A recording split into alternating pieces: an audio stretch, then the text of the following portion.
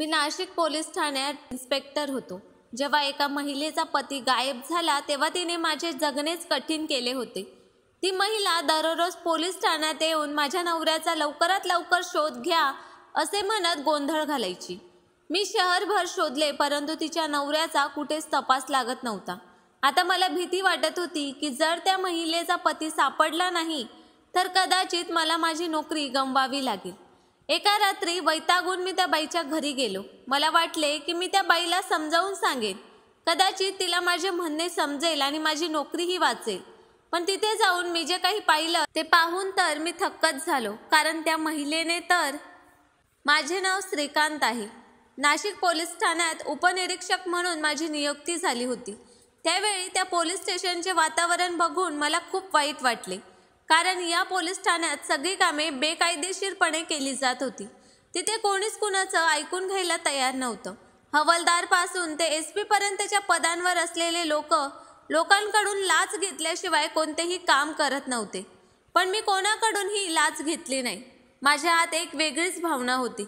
मला जनतेची सेवा करायची होती. त्यांच्या तक्रारी ऐकायच्या आणि त्यांचे प्रश्न सोडवायचे होते.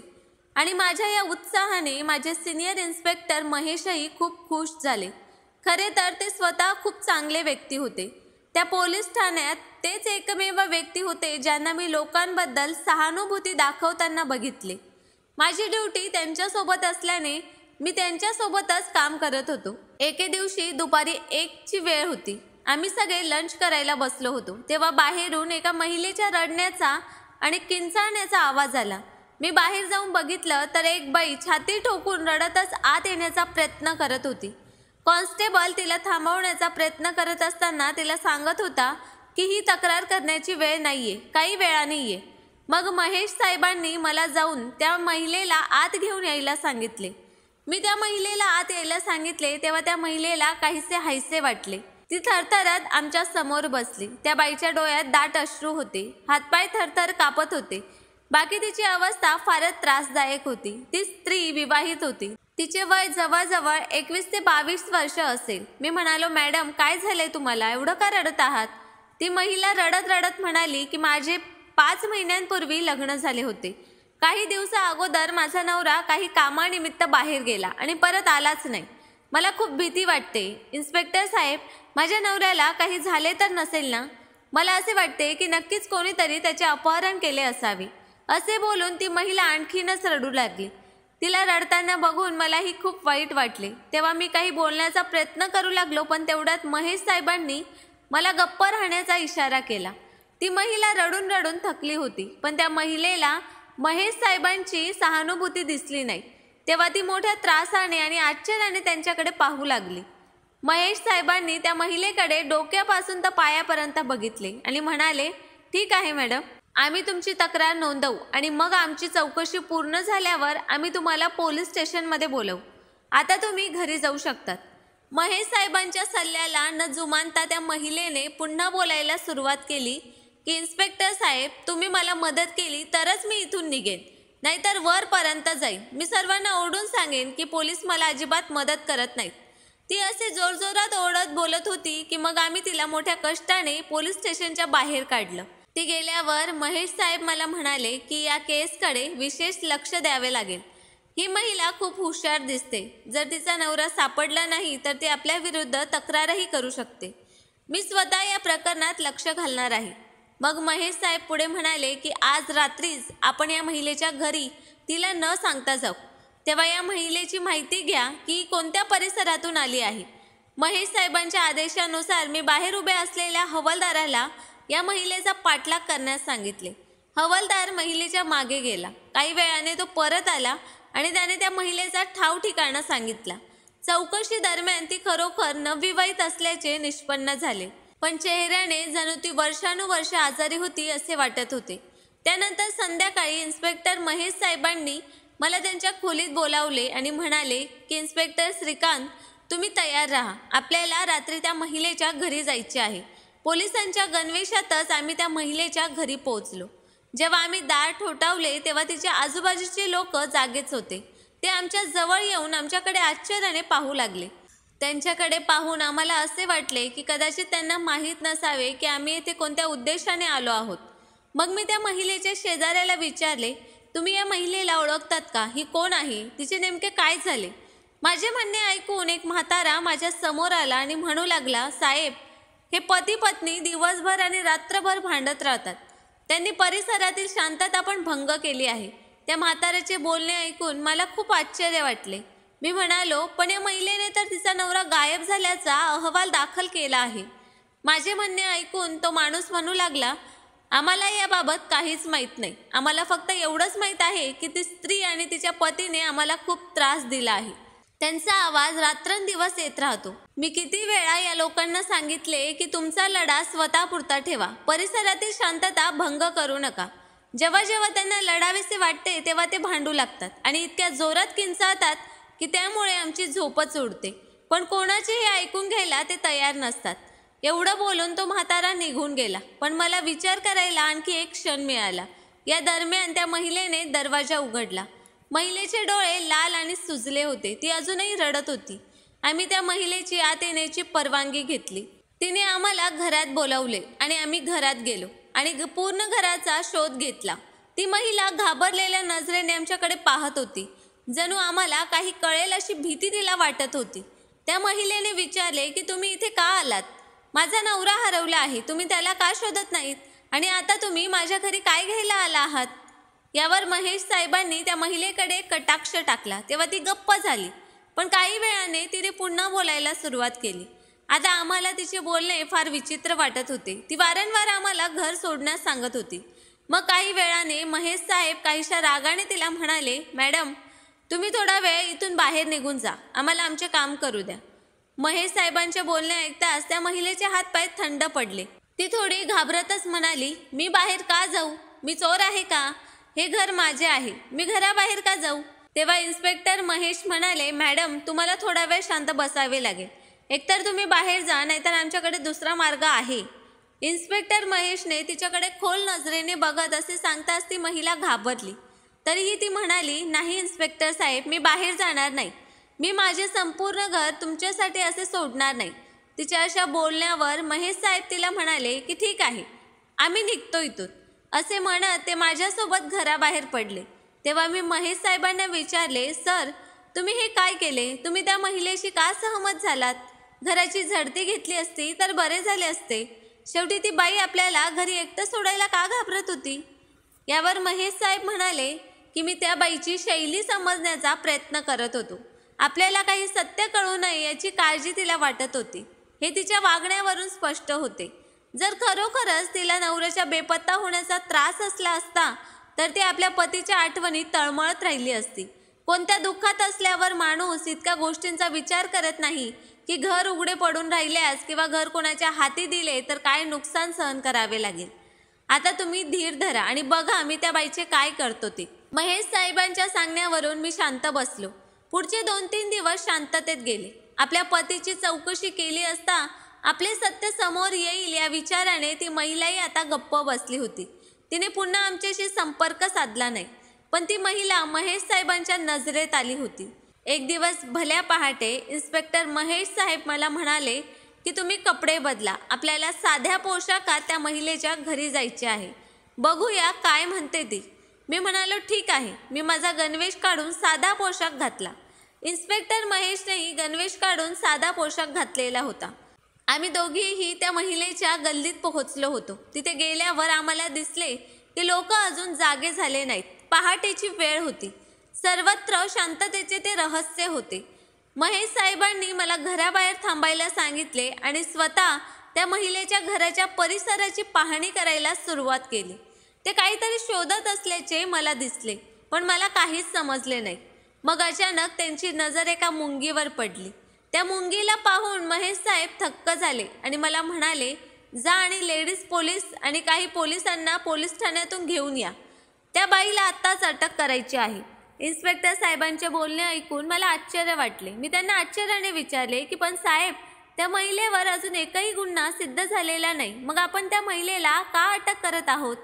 यावर इन्स्पेक्टर महेश म्हणाले, जेवढे सांगितले जाते तेवढे करा. मी असे का करतोय हे सर्व मी तुम्हाला नंतर सांगेन. आणि ही गोष्ट तुम्हाला पोलिसात आयुष्यभर उपयोगी पडणार आहे. महेश साहेबांनी मला निघायला सांगितले. मी पटकन पोलीस स्टेशन गाठले. तिथून काही पोलीस आणि काही महिला पोलीस सोबत घेऊन पुन्हा त्याच ठिकाणी आलो. पोलिसांची गाडी पाहून सर्वजण आपापल्या घरातून बाहेर आले आणि त्या महिलेच्या घराबाहेर जमू लागले.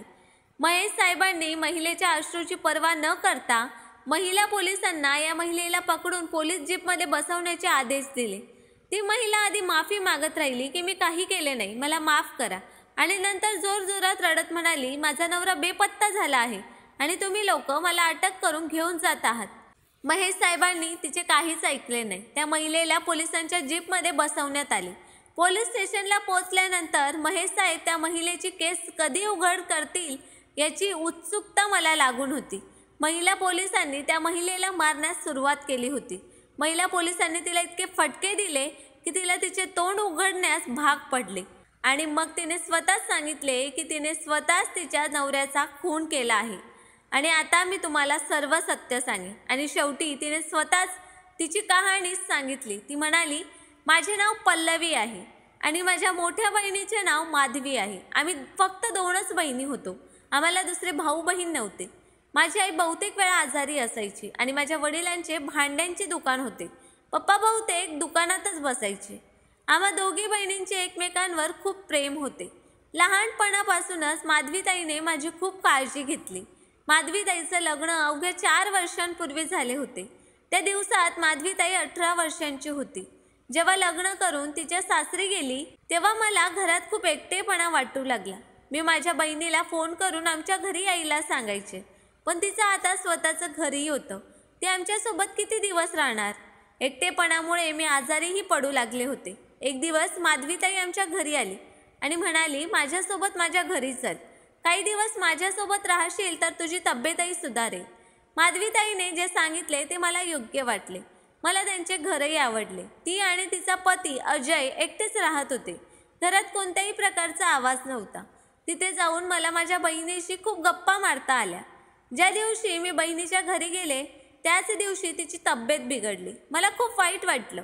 अशा परिस्थितीत अजयने तिची खूप काळजी घेतली. तो सर्व काही वेळेवर आणायचा आणि मला स्वयंपाक करून आपल्या बहिणीला खाऊ घालण्यास सांगायचा. एके रात्री आम्ही बहिणी बोलत असताना अचानक तिला झोप लागली. मी विचार करू लागले की मी माझ्या खोलीत जाऊन झोपू की इथे बहिणीसोबत झोपू. तेव्हा मला वाटले इथे राहणे योग्य नाही. माझ्यामुळे जिजूंना काय वाटेल? मी खोलीतून बाहेर आले तर तो पण बाहेर उभा असलेला दिसला. अजयला बघून मला विचित्र वाटले, कारण आज त्याचे डोळे बदललेले दिसत होते. मी त्याच्याशी काही बोलले नाही आणि पटकन माझ्या खोलीत गेले. मी जेव्हा माझ्या खोलीत बसले होते तेव्हा मला दारावर कोणाची तरी उपस्थिती जाणवली. माझ्या हृदयाने काम करण्यास बंद केले होते. मी उठून कीहोलमधून पाहिलं तर अजय बाहेर उभा होता. त्याला बघून मला वाटले की कदाचित माझ्या बहिणीची तब्येत बिघडली असेल आणि म्हणूनच तो मला बोलवायला आला आहे. मग मी म्हणाले की जिजू काय झालं? तुम्हाला काही बोलायचे आहे का? तो म्हणाला, हो, तू बाहेर ये, मला तुझ्याशी काहीतरी महत्त्वाचं बोलायचं आहे. मी दार उघडल्यावर अजयने लगेच माझा हात धरला आणि त्याची कृती बघून मला भीती वाटू लागली की जिजू आपल्या मेहुणीशी असे कसे करू शकतो. मी म्हणाले, जिजू हे तुम्ही काय करतायत? तुम्ही माझ्या मोठ्या भावासारखे आहात आणि माझी बहीण आजारी आहे. मी तिची सेवा करण्यासाठी इथे आले आहे. पण अजयला माझं म्हणणं ऐकून घेण्यात रस नव्हता. तो माझ्यावर जबरदस्ती करू लागला आणि माझ्या जवळ येण्याचा प्रयत्न करू लागला. मग मी त्याच्या तोंडावर जोरात थप्पड मारली, त्याला ढकलून दिले आणि दरवाजा बंद केला आणि माझ्या खोलीत गेले. सकाळी उठल्यावर क्षणभरही इथे थांबू नये असे मला वाटले. मला माझ्या ताईला अजयबद्दल सत्य सांगायचे होते, पण ते शक्य झाले नाही, कारण सकाळी माझ्या बहिणीची प्रकृती खूप वाईट झाली होती. सकाळी माझ्या जिजूने तिला 1 ग्लास गरम दूध आणि काही औषधे दिली, पण तरीही तिचा खोकला आणि ताप कमी होत नव्हता. बहिणीला बघून माझे हृदय तुटायला लागले. काही दिवसातच माझी बहीण खूप अशक्त झाली होती. तिचा चेहरा फिक्का पडला होता. ताईची अवस्था पाहून मला खूप वाईट वाटले. संध्याकाळी माझ्या जिजूंनी माझ्या बहिणीसाठी औषध आणले. मी औषध दिले आणि माझ्या खोलीत जाऊ लागली. बहिणीलाही झोप येत होती. तेव्हा जिजूंनी मला वाटेत अडवले. तो म्हणाला, मला तू पहिल्यापासूनच आवडतेस. मी तुझ्या आई वडिलांना तुझ्या नात्याबद्दल विचारले असता त्यांनी सांगितले की आधी मोठ्या मुलीचे लग्न करू आणि मग धाकटीचे लग्न करू, आणि आमची धाकटी मुलगी खूप लहान आहे, त्यामुळे आम्ही तिचे लग्न एवढ्यात करू शकत नाही. पण मला तू पहिल्यापासूनच आवडतेस. अजयच्या तोंडून असे शब्द ऐकून मला राग आला. पण माझी बहीण खूप आजारी असल्यामुळे मी इथे काहीही बोलले नाही. मी खोलीत आले आणि खोलीचा दरवाजा बंद करून आडवी झाले. दुसऱ्या दिवशी माझ्या बहिणीची प्रकृती आणखीनच बिघडली. तिला दवाखान्यातही न्यावे लागले. रुग्णालयात पोहोचल्यानंतर ताईच्या हृदयाला मोठा धक्का बसला असून या धक्क्यामुळे ती आजारी पडल्याचं दिसून आलं. डॉक्टरांनी सांगितले की ताईला अर्धांगवायू होण्याची शक्यता आहे. माझी आई आणि बाबाही हॉस्पिटलमध्ये पोहोचले, पण त्याच वेळी ताई हे जग सोडून गेली. या बातमीने जणू माझ्या डोक्यावर आभाळच कोसळले. त्या दिवशी मी जोरात ओरडली. माझी बहीण मला इतक्या लवकर सोडून जाईल असे मला वाटले नव्हते. माझी बहीण माझी सर्वस्व होती. लहानपणापासून आजपर्यंत मी फक्त माझ्या बहिणीसोबतच वेळ घालवला होता. बहीणही माझी चांगली मैत्रीण होती. मी मनापासून सगळ्या गोष्टी तिच्यासोबत शेअर करायची. लहानपणापासून आजपर्यंत माझ्या बहिणीने माझी खूप काळजी घेतली आणि मला खूप साथ दिली. माझ्या बहिणीमुळे मी या घरात राहिले होते, पण आता या घरात राहण्यात काही अर्थ नव्हता. पण हे जीवन खूप विचित्र आहे. आयुष्य माणसाला अशा वळणावर घेऊन येते की ज्याची माणसाने कल्पनाही केली नसेल. एका संध्याकाळी माझे आईवडील घरी नव्हते तेव्हा दारावर थाप पडली. मी दरवाजा उघडला तर समोर अजय उभा होता. त्याला बघताच मी घाबरले. मी त्याला सांगितले की मला तुझ्याशी काहीच बोलायचे नाही. पण अजय म्हणाला की मला तुझ्याशी बोलायचे आहे आणि एक गोष्ट सांगितल्यावर मी निघून जाईल. या खोडकर माणसाला मला काय म्हणायचे आहे ते मला समजले होते, पण तरीही मी धीर धरला, कारण मला कोणताही तमाशा नको होता. तेव्हा अजयने अगदी ठाम शब्दात सांगितले की मला तुझ्याशी लग्न करायचे आहे. तू मला नाही म्हटले तर चांगले होणार नाही. पहिलेही तू होकार न दिल्याचे परिणाम तुझ्या समोर आहेत, म्हणजे तुझ्या बहिणीचा मृत्यू. आणि आता तू नकार दिलास तर विचार कर पुढे काय होऊ शकते. अजय एवढा खालच्या थराला जाऊ शकतो याची मी कल्पनाही करू शकत नव्हते. त्याला यातून काय म्हणायचे आहे ते मला माहीत नाही, पण तो ज्या पद्धतीने बोलला ते पाहून मी घाबरले. मी त्याला पुढे काही बोलले नाही. पण आता मला काही करायचे नव्हते. माझी बहीण हे जग सोडून गेली होती आणि आता मला अजयची भीती नव्हती. दुसऱ्या 2 दिवसात त्याने माझे उत्तर जाणून घेण्याचा प्रयत्न केला. तेव्हा मी स्पष्टपणे सांगितले की मला तुझ्याशी बोलायचे नाही आणि लग्नही करायचे नाही. तुला जे काही करायचे आहे ते कर. माझ्या बोलण्याचा अजयवर काहीही परिणाम झाला नाही. त्याने माझ्या आईवडिलांना माझ्या नातेसंबंधाबद्दल विचारले आणि माझ्या आईवडिलांनी माझ्या लग्नाला सहमती दर्शवली आणि माझ्या संमतीविरुद्ध मला अजयशी बांधले. मी माझ्या पालकांना समजवण्याचा प्रयत्न केला की अजय चांगला माणूस नाही, त्याचे हेतू खराब आहेत. त्याने आधीच माझ्यावर घाणेरडी नजर टाकली होती, पण माझ्या आईवडिलांनी माझे ऐकले नाही आणि ही गोष्ट माझ्यासाठी खूप वेदनादायक होती. पण मी काय करू शकणार होते. आता अजयसारख्या वाईट व्यक्तीसोबत राहणे माझ्या नशिबी आले आणि मग अजयसोबत माझे लग्न झाले. लग्नानंतर काही दिवस त्याचं माझ्याशी वागणं खूप चांगलं होतं, पण हळूहळू त्याचं माझ्याशी वागणं वाईट होऊ लागलं. लग्नानंतर काही महिन्यांनी त्याने माझ्या आईवडिलांना धमकावल्याचे मला समजले. त्याने धमकावून माझ्याशी लग्न केलं होतं. आता अजयचं माझ्याशी वागणं खूप वाईट होतं. तो मला सतत टोमणा मारायचा आणि माझ्यावर संशयही घ्यायचा. तो मानसिक रोगी झाला होता. मग मी एक दिवस त्याच्यापासून सुटका करण्याचा विचार केला, कारण अजयने मला स्वतः कबुली दिली होती की त्यानेच माझ्या बहिणीचा जीव घेतला होता. त्याने स्वतःच्या तोंडून हे सांगितले होते की त्याने माझ्या बहिणीला चुकीची औषधे दिली, ज्यामुळे ती आजारी राहिली आणि नंतर हे जग सोडून गेली. मला हे सहन झाले नाही आणि मग मी माझ्या बहिणीचा बदला घेण्याचा विचार केला आणि मग मी प्लॅन बनवला आणि त्याला मारून माझ्या बहिणीचा बदला घेतला. त्याच्यासारख्या वाईट माणसासाठी हीच शिक्षा होती. माझ्या अंगणात खड्डा खणून मी त्याला पुरले होते. त्या बाईची गोष्ट पूर्ण झाली तेव्हा इन्स्पेक्टर महेशने त्या महिलेला आत नेण्याचा आदेश दिला. मी म्हणालो, सर, मला एका गोष्टीचे आश्चर्य वाटते की ही बाई तिच्या पतीची खुनी आहे हे तुम्हाला कसे कळले. तेव्हा इन्स्पेक्टर महेश म्हणाले, मी माझे संपूर्ण आयुष्य या पोलीस ठाण्यात घालवले आहे आणि मला माहीत आहे की एखाद्या व्यक्तीच्या बोलण्याचा अर्थ आणि शैली काय आहे. मी त्या दिवशी त्या महिलेच्या घरी तिला न सांगता गेलो होतो आणि तिच्याशी माझ्याच शब्दात बोललो होतो आणि ती पूर्णपणे घाबरली होती, जसा की गुन्हेगार घाबरतो. पण मग मी गप्प राहिलो, कारण आजपर्यंत मला पुरावा मिळाला नव्हता. आणि त्या दिवशी मी दुसऱ्यांदा तुझ्याबरोबर त्या बाईच्या घरी गेलो तेव्हा तुला आठवत असेल की मी भिंतीवर एक मुंगी पाहिली होती आणि तुला त्या बाईला अटक करण्याचा आदेश दिला होता. मी हे बोललो कारण ती एक विशेष प्रकारची मुंगी होती. जी फक्त तिथेच आढळते जिथे जिथे मानवी मृतदेह पुरले जातात. अशा मुंग्या बहुतेक स्मशानभूमीत आढळतात. एकदा मी स्मशानात गेलो होतो तर मीने तिथे अशा मुंग्या बघितल्या. त्यामुळे स्मशानातल्या मुंग्या आणि आपल्या घरातल्या मुंग्या यात खूप फरक आहे हे मला माहीत होतं. तेव्हा मला त्या महिलेच्या घराच्या भिंतीवर स्मशानाची मुंगी दिसली. तेव्हा मला समजले की जवळच कुठेतरी एक मृतदेह पुरला होता आणि खरंच तेच घडलं होतं. महिलेने ती जागा सांगितल्यानंतर अंगण खोदून तिथून तिच्या पतीचा मृतदेह बाहेर काढण्यात आला.